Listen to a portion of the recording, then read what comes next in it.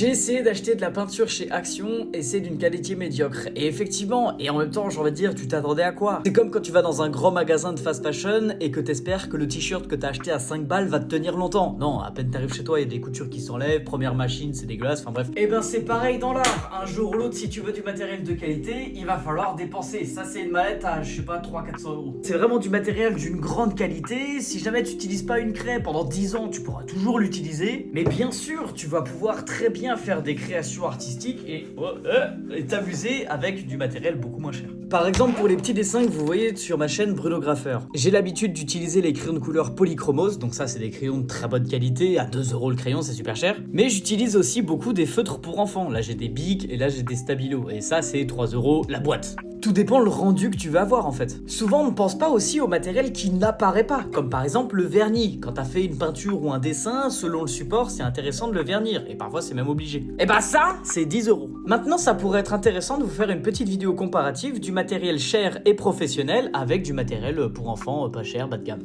Vous verrez que la différence elle est très notable, mais parfois ça peut donner un style très intéressant et c'est pour ça que j'aime bien.